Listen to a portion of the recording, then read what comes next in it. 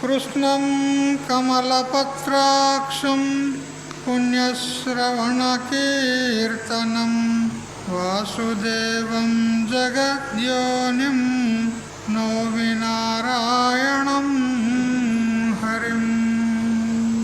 శంకరం శంకరాచార్యం కేశవం బాదరాయణం సూత్రభాష్యకృతౌ వందే భగవంతౌ పునః పునః. ఈశ్వరో గురురాత్మేతి మూర్తిభేదవిభాగినే వ్యోమవద్వ్యాప్తదేహాయ దక్షిణామూర్తయే నమః. యుక్తాహారవిహారాయ వివిక్తస్థలవాసినే మలయాళయతీంద్రాయ బ్రహ్మనిష్ఠాయ తే నమః. గీతా భాగవతాద్వైత తత్వామృతస్వరూపిణే గండిక్షేత్రనివాసాయ రామకృష్ణాయ తే నమః.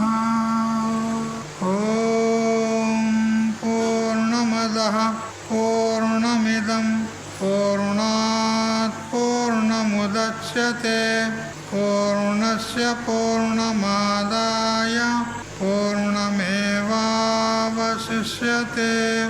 ఓం శాంతి శాంతి శాంతి. స్వాంత పరికల్పిత బ్రహ్మాండంతర్వర్తి సకల చరాచర ప్రాణికోట్ల యొక్క అసత్ జడ దుఃఖ మోహాత్మకమైనటువంటి సకల ఉపాధుల కంటే విలక్షణమై సత్ చిత్ ఆనంద రూపం చేత స్వయం ప్రకాశమానమై వెలుగొందుతున్నటువంటి ప్రత్యేక అభిన్న పరమాత్మకు సాష్టాంగ ప్రణమిల్లుతూ ఆత్మీయులారా, శ్రీమద్ భగవద్గీత 11వ అధ్యాయము విశ్వరూప సందర్శన యోగము. అందులో క్రమంగా 18 శ్లోకాల పర్యంతం తెలుసుకున్నాం. తమక్షరం పరమం వేదితవ్యం త్వమస్య విశ్వస్య పరం నిధానం త్వమవ్యయ శాశ్వత ధర్మ గోప్త సనాతనస్త్వం పురుషో మతో మే. హే కృష్ణ, హే పరంధామ, త్వం అంటే నీవు అక్షరం, అక్షరమైనటువంటి పరబ్రహ్మ స్వరూపుడు, నాశనం లేనటువంటి వాడు. పరమం వేదితవ్యం, తెలియదగినటువంటి అక్షరమైనటువంటి పరబ్రహ్మవు నీవే. అస్య విశ్వస్య పరం నిధానం, ఈ సంపూర్ణ జగత్తంతటి కూడా పరమ ఆధార స్వరూపుడు నీవున్నావు. త్వం అవ్యయ, నాశనం లేనివాడువు. శాశ్వత ధర్మ గోప్త, గోప్త అంటే రక్షకుడు, గుపు రక్షణే అనే ధాతువు చేత ఏర్పడింది గోప్త శబ్దము. ధర్మగోప్త అంటే ధర్మ సంరక్షణకర్త. ఎటువంటి ధర్మము అంటే శాశ్వతమైనటువంటి ధర్మ సంరక్షణకర్తవు నీవు. త్వం సనాతన పురుష, నీవు సనాతన పురుషుడు అంటే పురాతనమైనటువంటి పురుషుడు, అనగా అనాది అయినటువంటి వాడవు అని. మే మత అంటే నా యొక్క మతం, నా యొక్క అభిప్రాయం. మతం అంటే అభిప్రాయం. తర్వాత శ్లోకాలు చదువుతారా నాతోని? అనాది మధ్యాంతమనంత వీర్యం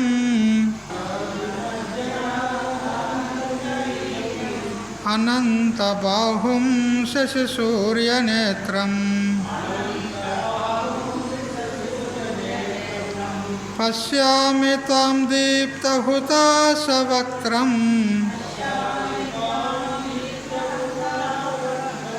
స్వతేజసా విశ్వమిదం తపంతం త్వం అనాది మధ్యాంతం.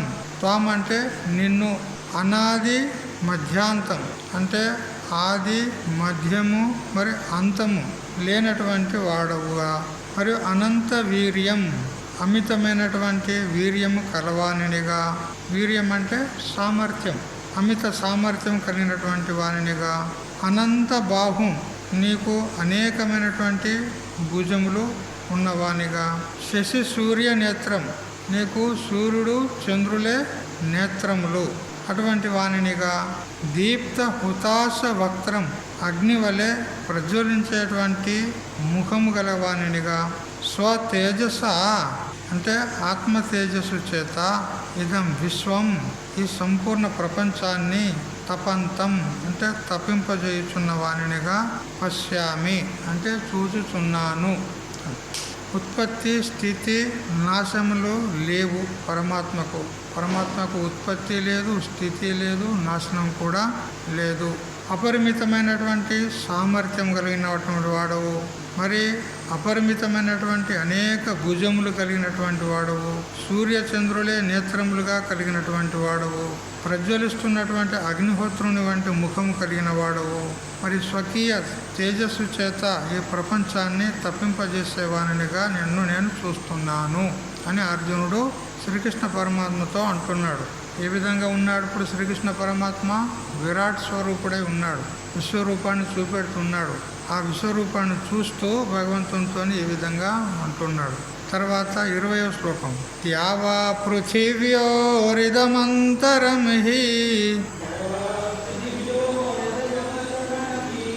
వ్యాప్తం త్వయైకేన దిశశ్చ సర్వాః దృష్ట్వాద్భుతం రూపముగ్రం తవేదం లోకత్రయం ప్రవ్యథితం మహాత్మన్.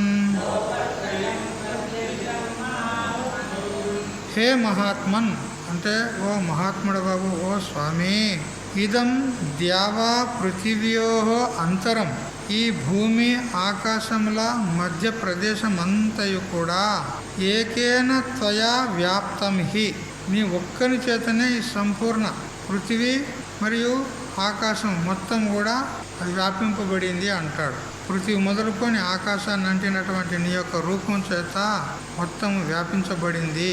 సర్వాహ దిశః సమస్త దిశలు సమస్త దిక్కులు కూడా వ్యాపించబడ్డాయి నీ యొక్క స్వరూపం చేత.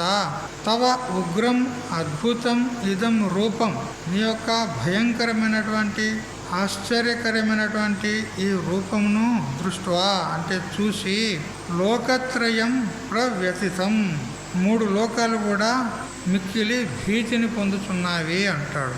హే కృష్ణమూర్తి, భూమి ఆకాశముల యొక్క మధ్య ప్రదేశమైన ఈ అంతరిక్షము నీ ఒక్కని చేతనే వ్యాపింపబడింది, మరియు నీ చేతనే 4 దిక్కులు కూడా వ్యాపింపబడ్డాయి. ఏ మహాత్మా, భయంకరమైనది ఆశ్చర్యకరమైనటువంటి నీ యొక్క ఈ విశ్వరూపాన్ని చూసి 3 లోకాలు కూడా భయాన్ని పొందుతున్నాయి అంటాడు. తర్వాత 21వ శ్లోకం. అమీహే త్వాం సుర సంఘా విశంతి కేచిద్ భీతాః ప్రాంజలయో గృణంతి స్వస్తిత్యుక్త్వా మహర్షి సిద్ధ సంగాః స్తువంతి త్వాం స్తుతిభిః పుష్కలాభిః. అమి సురసంగాః, అమి అంటే ఈ ఎవరు? ఈ దేవతల యొక్క సమూహములు ఏవైతే ఉన్నాయో సురసంగాః అంటే దేవతల యొక్క సమూహములు. త్వాం విశంతి సమస్త దేవతల యొక్క సమూహం అంతా కూడా నిన్నే ప్రవేశించుతున్నది అంటే వాళ్ళందరూ కూడా నీయందే ఉంటున్నారు. కేచిత్ భీతాః కొందరు భయకంపితులై, ప్రాంజలయః గృణంతి అంజలిబద్ధులయ్యి ప్రార్థిస్తూ ఉన్నారు. మరియు మహర్షి సిద్ధ సంఘాః మహర్షులు మరియు సిద్ధ సమూహములు స్వస్తి ఇది ఉక్త్వా స్వస్తి అని తాం నిన్ను పుష్కలాభి స్తుతిభి అనేకమైనటువంటి స్తుతుల చేత సంపూర్ణ అర్థము గల స్తవముల చేత స్తువంతి అంటే స్తోత్రం చేయుచున్నారు అంటాడు. ఈ దేవతా సమూహములు నిన్ను ప్రవేశించుచున్నవి కదా. కొందరు భీతి గల వారై అంజలిబద్ధులై ప్రార్థించుచున్నారు. మహర్షులు సిద్ధ సమూహములు స్వస్తివాచకములు అనగా యుద్ధము శాంతించి లోకమునకు క్షేమం కలుగుగాక అని వేదవాక్యములను పఠించుచు అర్థవంతములకు అనేక స్తోత్రముల చేత నిన్ను స్తుతించుచున్నారు అంటాడు. తర్వాత రుద్రాదిత్యా వసవోచే చ సాధ్యా విశ్వేశ్వనౌ మరోతశ్చోస్మపాశ్చ గంధర్వయక్షాసురసిద్ధసంఘా వీక్షంతే త్వాం విస్మితాశ్చైవ సర్వే. రుద్ర ఆదిత్య వసవః సాధ్యాః. రుద్రులు అంటే ఏకాదశ రుద్రులు, ఆదిత్యులు అంటే ద్వాదశ ఆదిత్యులు, వసువులు అంటే అష్ట వసువులు, సాధ్యాహ అంటే సాధ్యగణము. ఎవరైతే ఉన్నారో వారు విశ్వే అంటే విశ్వే దేవతలు, అశ్వినవు అశ్విని కుమారులు, మరుతః చ మరి 49 మంది మరుద్గణము, ఉష్మపాహ చ పితృదేవతలను, గంధర్వ యక్ష సురసిద్ధ సంఘాః గంధర్వులు, యక్షులు, అసురులు, సిద్ధుల యొక్క సమూహములు, సర్వే ఏవ వీరందరూ కూడా విస్మితాహ అంటే విస్మితులగుచు ఆశ్చర్యాన్ని పొందుతూ తాం వీక్షంతే నేను చూస్తూ ఉన్నారు అంటాడు. ఏకాదశ రుద్రులు, ద్వాదశ ఆదిత్యులు, అష్టవసువులు, సాధ్యులు అనే దేవతలు, విశ్వే దేవతలు, అశ్విని దేవతలు మరియు 7 మరుత్తులు లేదా 49 మంది మరుత్తులు, పితృదేవతలు, గంధర్వులను, యక్షులను, రాక్షసులను, సిద్ధ సముదాయములను ఇవందరూ కూడా ఆశ్చర్యం గలవారై నిన్నే చూస్తూ ఉన్నారు అంటాడు. ఇక్కడ అన్నము మొదలైనటువంటి ఆహార వస్తువులు వేడిగా ఉన్నప్పుడు భుజించువారు ఊష్మపులు అనబడెదరు. అట్లు వేడివేడి పదార్థాలను భుజించేవారు ఎవరు అంటే పితృదేవతలు. కావున వారికి ఊష్మపులని పేరు అని శ్లోకంలో ఉన్న శబ్దానికి అర్థం చెప్పినాడు. ఊష్మపాహ అనే శ్లోకంలో ఉంది. ఉష్మపాహ అంటే పితృదేవతలని అర్థం. 23వ శ్లోకం చదవండి. రూపం మహత్తే బహువక్త్ర నేత్రం మహాబాహో బహుబాహోరుపాదం బహూదరం బహుదంష్ట్రాకరాళం దృష్ట్వా లోకా ప్రవ్యతితాస్తథాహం. హే మహాబాహో ఓ స్వామి, తే అంటే నీ యొక్క బహు వక్ర నేత్రం అనేకమైనటువంటి ముఖములు నేత్రములు కలిగినటువంటి బహుబాహు రూప బహుబాహూరు పాదం అనేకములైనటువంటి చేతులు మరియు ఊరు అంటే తొడలు మరి పాదాలు ఇవన్నీ కలిగినటువంటి మరి బహూదరం అనేకములైనటువంటి కడుపులు గలది బహుదంష్ట్రాకరాలం భయంకరములైనటువంటి అనేకములైన కోరలు కలిగినటువంటి మహత్ రూపం నీ గొప్ప రూపం ఏదైతే ఉందో దాన్ని దృష్ట్వా చూచి లోకాహ ప్రవ్యతితాహ లోకులందరూ కూడా మిగుల భయపడుచున్నారు. తథా అహం అదేవిధంగా నేను కూడా భయపడుచున్నాను అంటాడు. చూపెట్టుమని అయితే అన్నాడు, కానీ చూపెట్టేసరికి కంపాయమానం అవుతున్నాడు అర్జునుడు. ఆ దివ్య నేత్రాలు ఇచ్చినా కూడా చూడలేకపోతున్నాడు. అంత భయానకమైనటువంటి రూపం ఆ విశ్వరూపం. మహాబాహువులు కలిగిన ఓ ప్రభు, అనేకములైన ముఖములు నేత్రములు గలది, అనేకములైన బాహువులు తొడలు పాదములు గలది, అనేకములైన కడుపులు గలది, అనేకములకు కోర పనుల చేత భయంకరమైనది పరిమితి లేనిది అయిన నీ యొక్క రూపమును చూచి లోకముల యందలి సకల ప్రాణులు కూడా భయము చెందుతున్నారు. అట్లే నేను కూడా భయపడుతున్నా అంటాడు. నేను కూడా నీ యొక్క ఆ భయానక రూపాన్ని చూడలేకపోతున్నా అంటాడు. 24వ శ్లోకం. నభస్పృశం దీప్తమనేక వర్ణం వ్యాత్తాననం దీప్త విశాల నేత్రం దృష్ట్వా హి త్వాం ప్రవివ్యథరాంతరామా దృష్ట్వా హి త్వాం ప్రవివ్యథితాంతరాత్మా ధృతిం న విందామి శమంచ విష్ణో. హే విష్ణు. విష్ణు అంటే వ్యాపకమైన స్వరూపుడు అని అర్థం. విష్ణు అనే శబ్దానికి చతుర్భుజాది ఆకారం కలిగినటువంటి శేషశాయి అని మనం అనుకుంటాం. కానీ విష్ణు అంటే వ్యాపక స్వరూపం అని అర్థం. నభస్పృశం ఆకాశ మండలాన్ని అంటినటువంటి నీ యొక్క స్వరూపం. దీప్తం మరి ప్రకాశించుతున్నటువంటి నీ స్వరూపం. అనేక వర్ణం అనేక రంగులు కలిగినటువంటి వాడు. వ్యాత్తాననం అంటే తెరవబడినటువంటి నోరు కలవాడవు. దీప్త విశాల నేత్రం ప్రజ్వలిస్తున్నటువంటి గొప్ప నేత్రాలు కలిగిన వాడు. త్వాం దృష్ట్వా అటువంటి నిన్ను చూసి ప్రవ్యథితాంతరాత్మ దిగులు చెందిన మనస్సు గలవాడనయి ధృతిం అంటే ధైర్యాన్ని శమంచ శాంతిని నా విందామిహి నేను పొందకున్నాను కదా అంటాడు. నేను ధైర్యాన్ని పొందకున్నాను, నా యొక్క శాంతి కోల్పోయినాను, నేను చూసి భయపడుతున్నాను అంటాడు. చూపెట్టే దగ్గర చూపెట్టని బ్రతిమలాడండి. చూపెట్టేసరికి భయకంపితుడైపోతున్నాడు.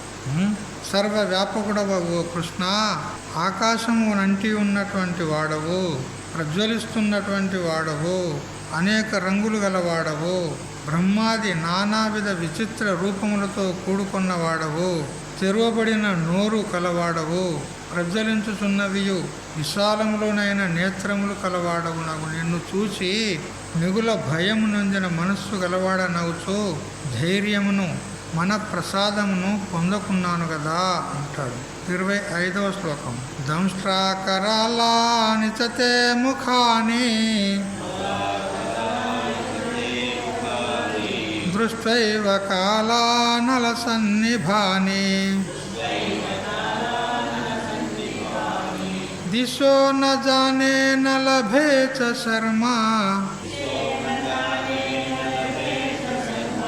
ప్రసీద దేవేశ జగన్నివాస. చ అంటే కించ మరియు అని అర్థం. తే అంటే నీ యొక్క దంష్ట్రా కరాళాని కోరలచే భయంకరమైనవి, కాలానల సన్నిభాని ప్రళయాగ్నిని పోలియున్నవియునైనా ముఖాని ఈ ముఖములను దృష్ట్వా ఏవ అంటే చూసిన తోడనే దిశ నా జానే నేను దిక్కు తోచకున్నాను అంటాడు. ఎక్కడ తూర్పు, ఎక్కడ పడమర, ఎక్కడ ఉత్తరము, ఎక్కడ దక్షిణము నాకు తెలియకున్నది అంటాడు. నాకు దిగ్భ్రమ అయింది అంటాడు. కొత్త ప్రదేశం పోతే మనకు కూడా దిగ్భ్రమ అవుతుంది కదా. తూర్పు ఎక్కడనో పనమట ఎక్కడనో ఏం తెలియదు.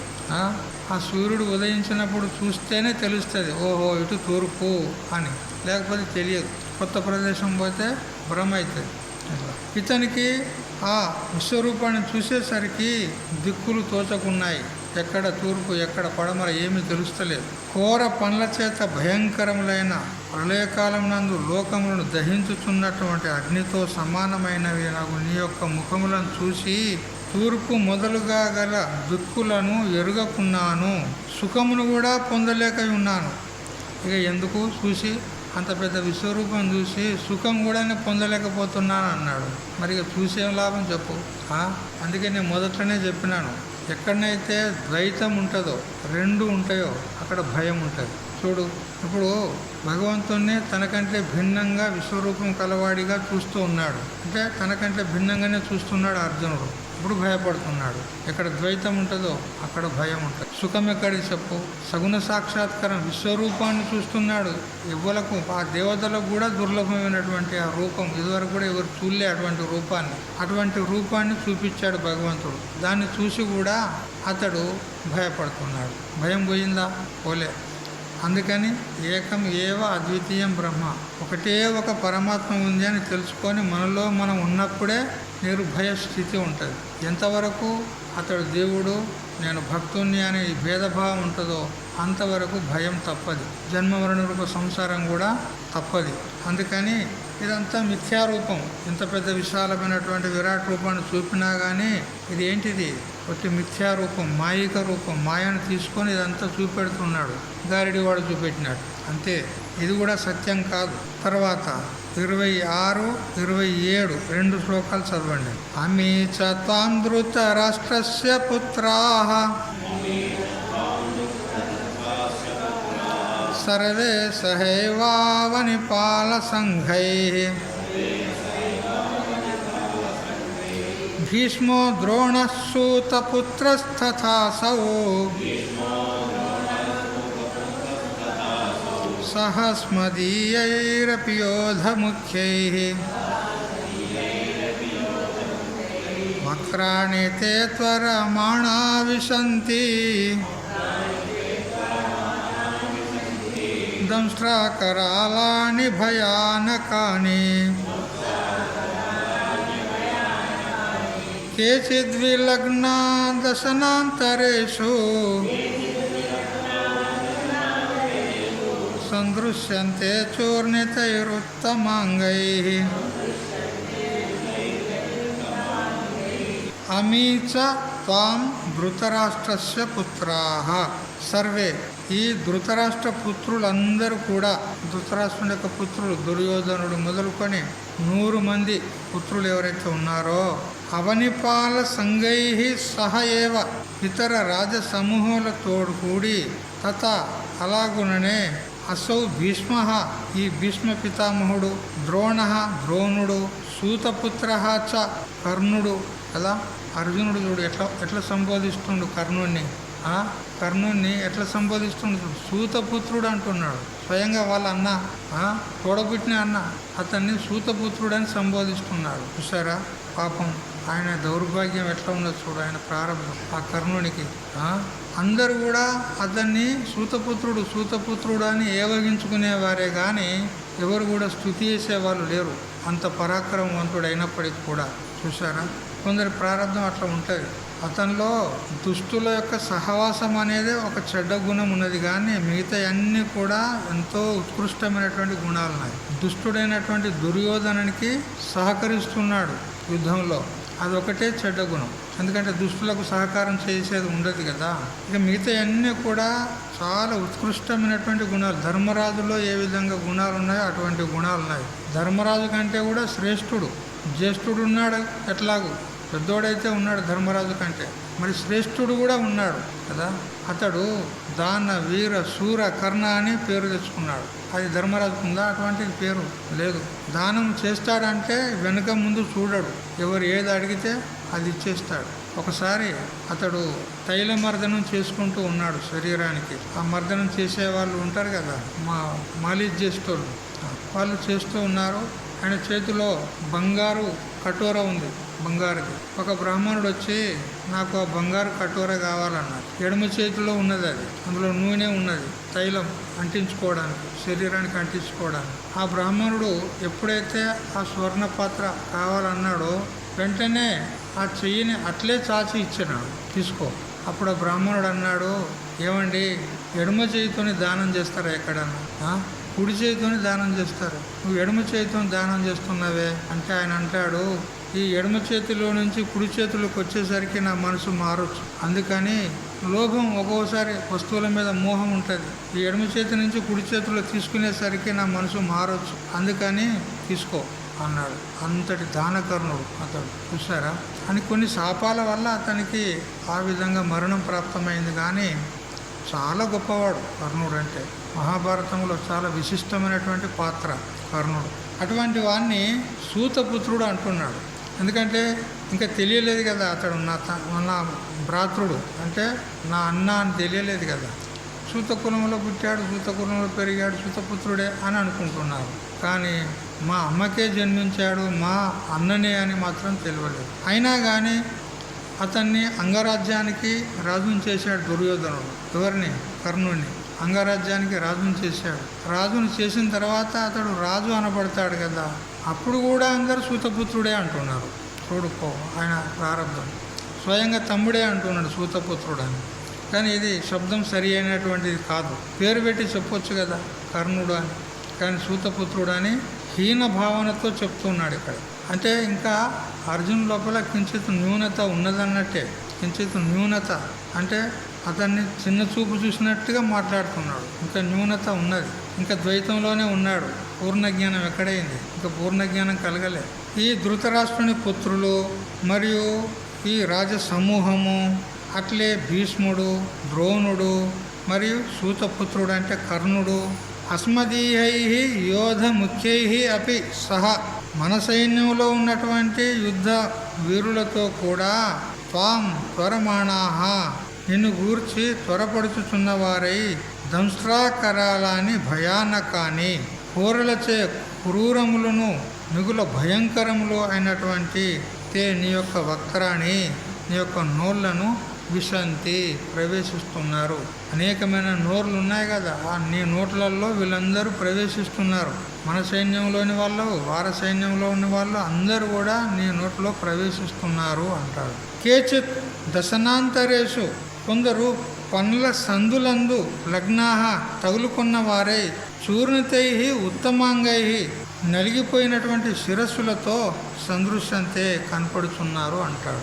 ఆ భయానకమైనటువంటి కరాల వదనం ఏదైతే ఉన్నదో, ఆ విశ్వరూపుని యొక్క వదనం అతని యొక్క నోట్లో పడి అతని పండ్ల సందుల్లో ఉండి వాళ్ళు నమిలితే ఎట్లా చూర్ణం అవుతారు అట్లా అవుతున్నారు కొంతమంది అంటాడు.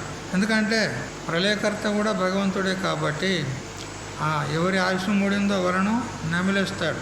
ఎందుకంటే యముడు కూడా తానే కదా. ఇట్లా ఈ విధంగా 27 శ్లోకాలు తెలుసు. తర్వాత 28వ శ్లోకం. యథా నదీనాం బహవోంభువేగాః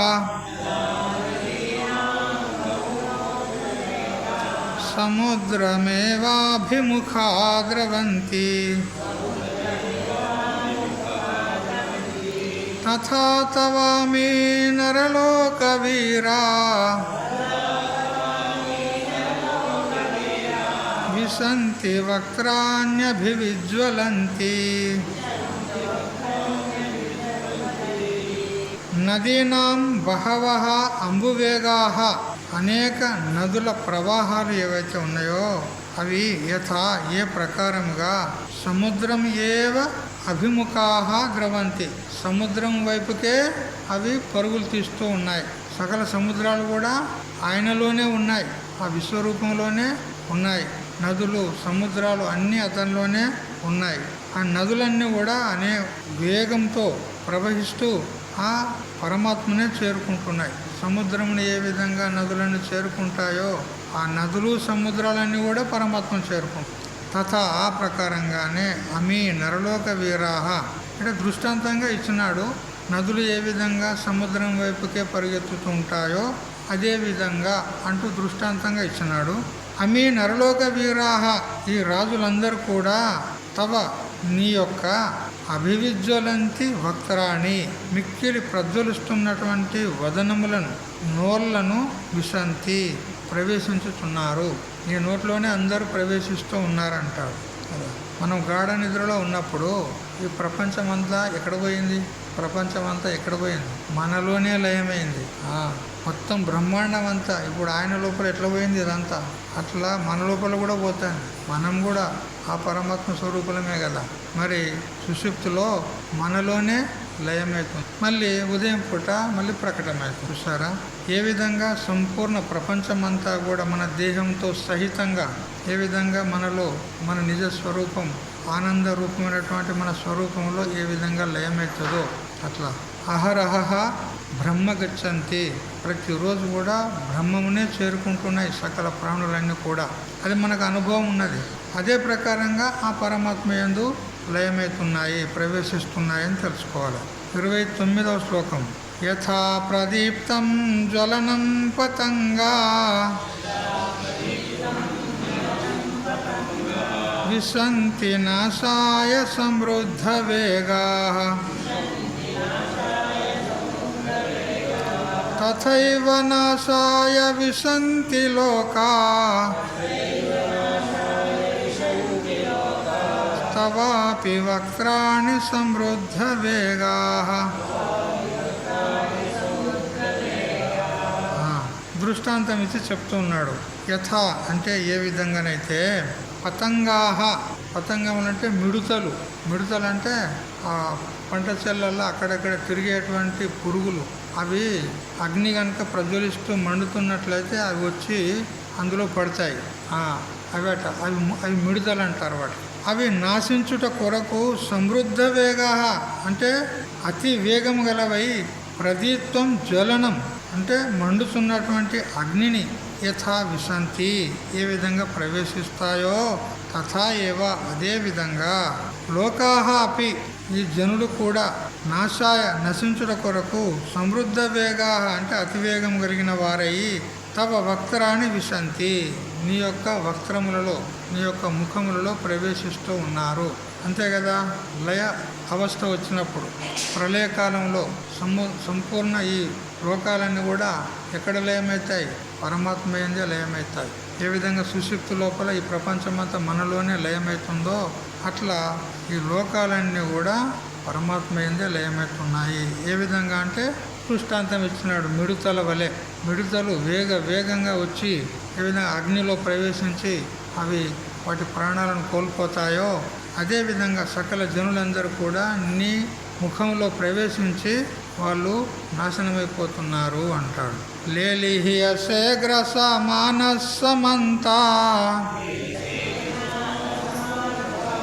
లోకాన్ సమగ్రాన్ వదనైర్జ్వలద్భిః తేజోభిరాపూర్య జగత్ సమగ్రం భాసస్తవోగ్రాహ ప్రతపంతి విష్ణు. హే విష్ణు అంటే ఏ సర్వవ్యాపి అయినటువంటి ఓ శ్రీకృష్ణమూర్తి జ్వలద్భిః వదనైః ప్రజ్వలిస్తున్నటువంటి వదనముల చేత ముఖముల చేత సమగ్రాన్ లోకాన్ సమస్త జనులను గ్రసమానః అంటే మింగుచున్న వాడవయి సమంతాత్ అంతటా కూడా లేలీహసే ఆస్వాదించుచున్నావు.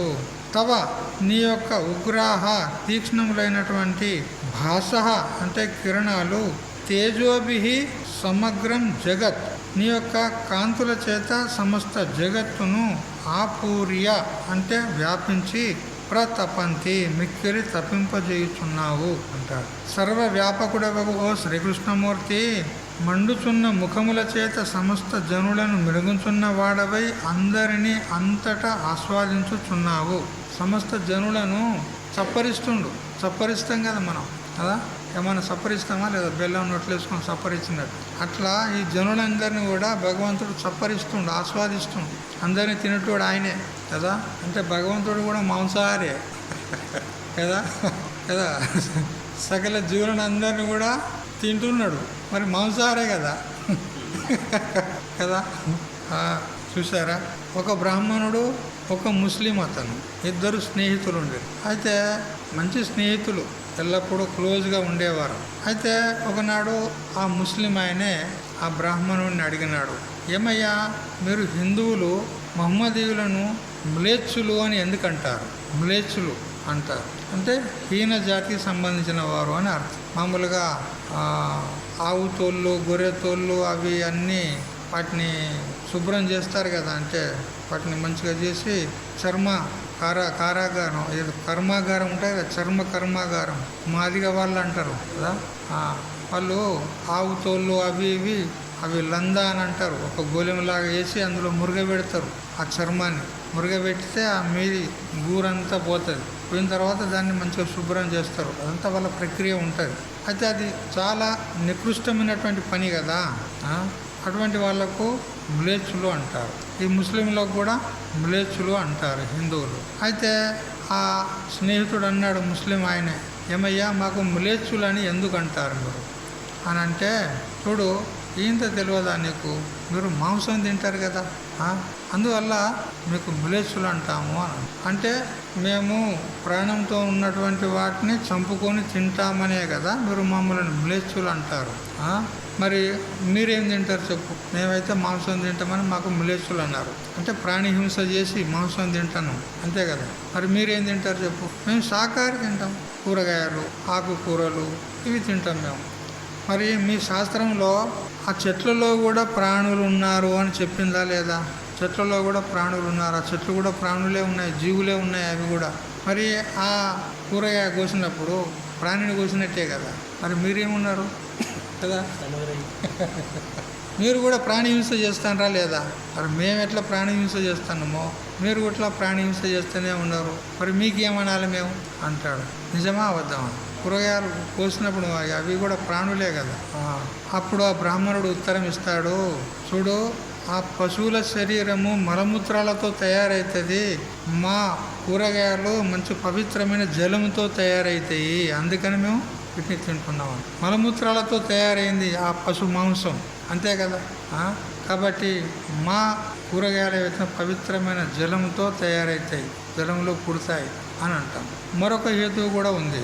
ఏ ప్రాణినైనా దానికి దుఃఖము కలిగి అది మరీ ఏడ్చేలాగా హింసించినట్లయితే అది హింసలో గణన అవుతుంది. మరియు ఏ ప్రాణికి ఏ ఆహారము ఈశ్వరుడు విధానం చేసిండో ఆ ప్రాణిని హింసిస్తే కూడా పాపం లేదని కూడా చెప్పింది నాకు. ఇప్పుడు సింహాలు, పులులు ఇవన్నీ కూరగాయలు తింటాయా? మాంసమే తింటాయి. ప్రాణంతో ఉన్నటువంటి ఆ మృగాలను, వాటిని, జంతువులను పట్టుకొని చంపి ప్రాణంతో ఉండగానే పిక్కొని తింటాయి. అది వాటికి ఉచితమైనటువంటి ఆహారం. అవి ఆ విధంగా తినడంలో వాటికి దోషం ఏమీ లేదంటారు. ఎందుకంటే వాటికి విధానం చేసిన ఆహారం అవి తింటున్నాయి. కానీ మనుషులకు మాంసం విధానం చేసిందా శాస్త్రము? ఈశ్వరుడు మాంసాన్ని విధానం చేయలే. ఆకుకూరలు తినమని చెప్పారు, కూరగాయలు తినమని చెప్పారు. అందుకని మేము శాస్త్రోక్త ప్రకారంగానే అనుసరిస్తున్నాము, ఆచరిస్తున్నాము. మీరు శాస్త్ర విరుద్ధంగా పశువులను హింసించి మాంసం తింటున్నారు. అవి కూడా మలమూత్రాలతో తయారు చేయనటువంటి అవి.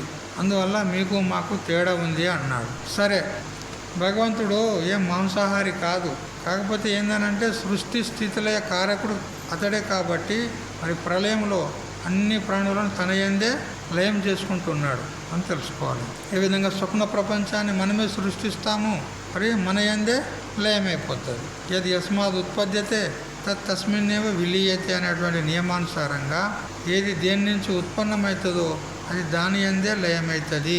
ఇది నియమం ఉన్నది. ఏ విధంగా ఉప్పు నీటి నుంచి ఉత్పన్నమవుతుంది, నీటిలోనే లయమవుతుంది. అట్లా ఈ సంపూర్ణ జగత్తంతా కూడా, బ్రహ్మాండం అంతా కూడా ఎక్కడి నుంచి ఉత్పన్నమైంది? పరమాత్మ నుంచే ఉత్పన్నమైంది. మరి ఎక్కడ లయమవుతుంది?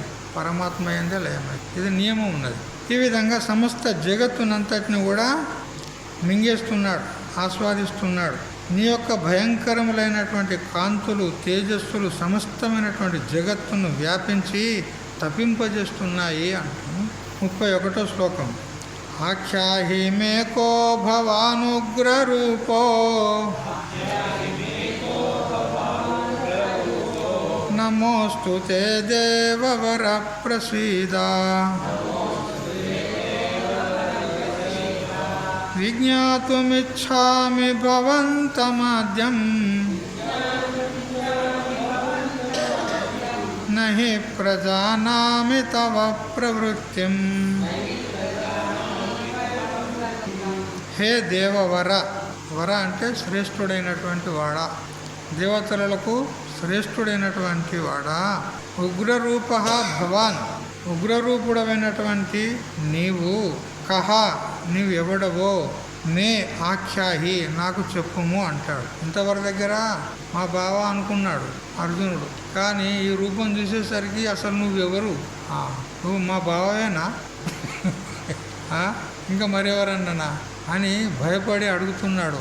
అసలు నువ్వెవరు చెప్పు అంటే, ఇంత విరాట్ రూపాన్ని చూసినటువంటి వాడవు, నువ్వు మా బావే కాదు, నువ్వు సాక్షాత్ పరమాత్మవే అనేటువంటి భావనతో అడుగుతున్నాడు అన్నమాట. హి అంటే ఏలయనగా, తవ ప్రవృత్తిం, నీ యొక్క ప్రవృత్తిని నా ప్రజానామే, నేను తెలియజాలకున్నాను అంటాడు. కనుక ఆద్యం భవంతం ఆది పురుషుడవగు నిన్ను విజ్ఞాతం ఇచ్చామి నిన్ను తెలియగోరుచున్నాను. నీవెవరవు? హే విరాట్ స్వరూపుడమైనటువంటి ఏ పరమాత్మ, తే నమః అస్తు నీకు నమస్కారం అవుగాక. ప్రసీద అంటే నన్ను అనుగ్రహింపుము, శాంతింపుము అంటున్నాడు. ఓ దేవదేవా, ఉగ్రరూపుడవగు నీవెవడవో నాకు చెప్పుము. ఏలయనగా నీ ప్రవర్తన మెరుగకున్నాను కనుక ఆదిపురుషుడవగు నిన్ను తెలియగోరుచున్నాను. నీకు వందనముగాక, అనుగ్రహింపుము అని అర్జునుడు ఈ విధంగా భగవంతుణ్ణి ఉద్దేశించి చెప్తూ చివరికి నమస్కారం చేసి నువ్వెవరో చెప్పు, నేను తెలియజాలకున్నా ఇంత వికరాలమైనటువంటి భయంకరమైనటువంటి రూపాన్ని దాల్చావు, అసలు నువ్వెవరు, నాకు తెలుసుకోవాలని ఉన్నది చెప్పు అని అంటే అప్పుడు భగవంతుడు చెప్తూ ఉన్నాడు అన్నమాట. నేను ఎటువంటి వాడను అని తన యొక్క పరిచయం చేస్తున్నాడు భగవంతుడు. అది రేపు తెలుసుకుందాం. రేపు హరి ఓం తత్సత్. ఓం సహనావతు సహనౌ భునక్తు సహ వీర్యం కరవావహై తేజస్వినావధీతమస్తు మా విద్విషావహై. ఓం శాంతి శాంతి.